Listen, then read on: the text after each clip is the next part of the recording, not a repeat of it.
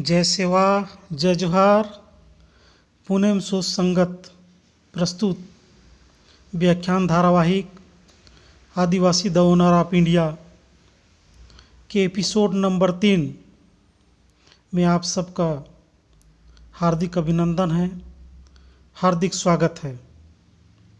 साथियों, हमने पिछले एपिसोड में जाना कि आदिवासी पूर्वज स्वयं को मानव, मनुष्य, इंसान, आदमी, ह्यूमन आदि नहीं कहते, बल्कि वे अपनी भाषा में अपने आप को कोयतुर व गोंड कहते थे। अब इसी की आगे कड़ी का शीर्षक है आदिवासी स्वयं को मनु, ब्रह्मा, ईश्वर, अल्लाह, भगवान के संतान नहीं मानते। तो फिर किसको मानते हैं? चलिए सुनते हैं आगे। हाँ, बिल्कुल, आदिवासी पूर्वज स्वयं को मानव, मनुष्य, इंसान, आदमी आदि नहीं कहते थे, क्योंकि ये संज्ञाएं उन भाषाओं के शब्द है जिन भाषाओं को आदिवासी जानते तक नहीं थे। ये भाषाएं आदिवासियों की भूभाग की भाषाएं नहीं हैं, बल्कि बाहरी भूभाग से आए हुए लोगों की भाषाएं हैं। जैसे संस्कृत भाषा आर्य ब्राह्मणों की भाषा है, हिंदी भाषा उसी संस्कृत भाषा से विकसित एक नवीन भाषा है, उर्दू, फारसी अरब देशों की भाषा है, अंग्रेजी भाषा अंग्रेज़ों की भाषा है। ये सब बाहरी भाषाएं हैं। इन भाषाओं से पहले यहाँ सिर्फ आदिवासियों की ही भाषा थी और आदिवासी अपने स्वयं की भाषाओं में अपने आप को कोयतुर व गोंड कहते थे। अब सवाल यहाँ पैदा होता है कि आदिवासी अपने आप को कोयतुर व गोंड क्यों कहते थे? इस शब्द के अर्थ क्या हैं? इस शब्द की उत्पत्ति कैसे हुई? क्योंकि साथियों, कोई भी शब्द ऐसे ही हवाई नहीं बन जाता। हर शब्दों के पीछे उसका कोई ना कोई इतिहास होता है। हर शब्द अपना अर्थ लिए हुए होता है।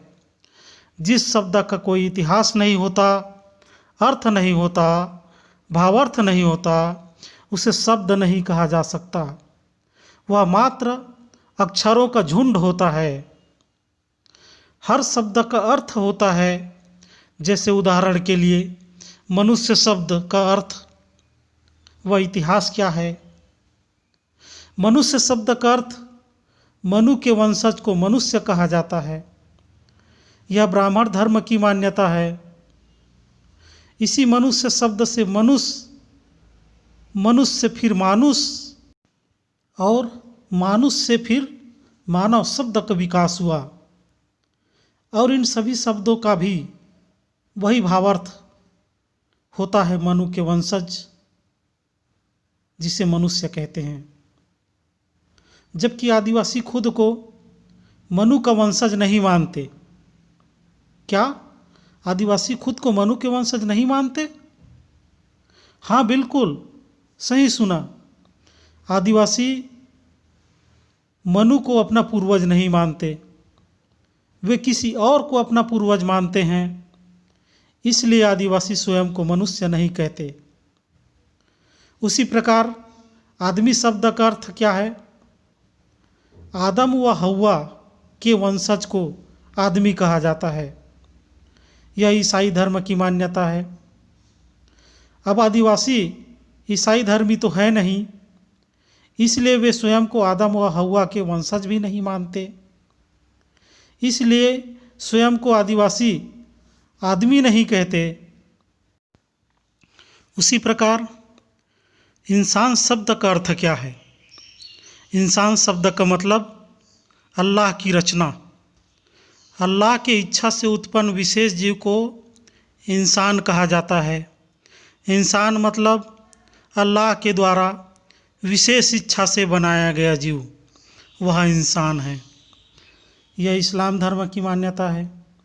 चूँकि आदिवासी इस्लाम धर्मी तो है नहीं, इसलिए वे खुद को अल्लाह की रचना भी नहीं मानते।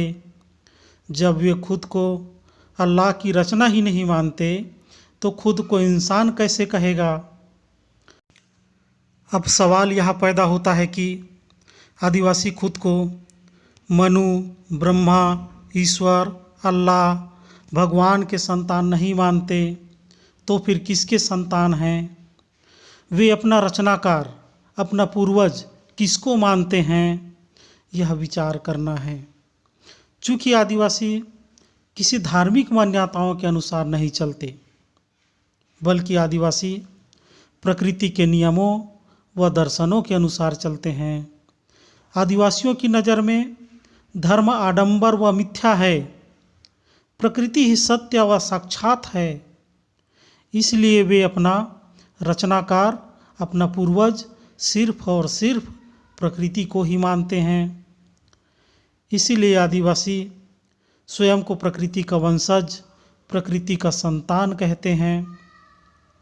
और प्रकृति को आदिवासी अपनी भाषा में कोया कहते हैं। कोया का अर्थ प्रकृति या कुदरत होता है।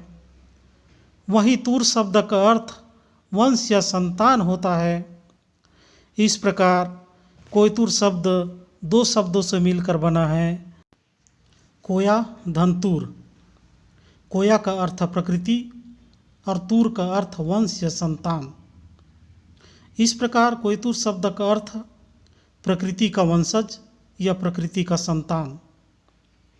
आदिवासी स्वयं को मनु, ब्रह्मा, ईश्वर, अल्लाह, भगवान के संतान नहीं मानते, बल्कि वे स्वयं को प्रकृति के वंशज, प्रकृति के संतान मानते हैं। इसलिए आज भी वे मंदिर, मस्जिद, चर्च, तीर्थ के चक्कर में नहीं पड़ते, बल्कि अपने पूर्वज, पेड़ पौधे, नदी नाले, पहाड़, झरने, जीव जंतु, वनस्पति आदि को पेन मेन शक्ति देवता जानकर उनकी सेवा, अर्जी, विनती, गोंगो करते हैं। उनके हर त्यौहार व हर संस्कार प्रकृति केंद्रित दर्शन पर आधारित रूढ़ी प्रथा है। भले ही आज के कुछ अपवाद स्वरूप सोकास्ट शिक्षित आदिवासी लोग या अशिक्षित गुमराह आदिवासी लोग अज्ञानतावश धार्मिक आडंबरों में फंसकर इन मंदिर, मस्जिद, चर्च, तीर्थ, बाबा बैतालों के चक्कर में भटकते रहते हैं। यह उनकी अज्ञानता है। अपने पूर्वजों के प्राकृतिक मान्यताओं को त्याग कर आडंबरवादी धार्मिक मान्यताओं में उलझे हुए हैं। मैं उन लोगों की बात नहीं कर रहा हूँ, बल्कि उनके पहले के पूर्वजों की बात कर रहा हूँ।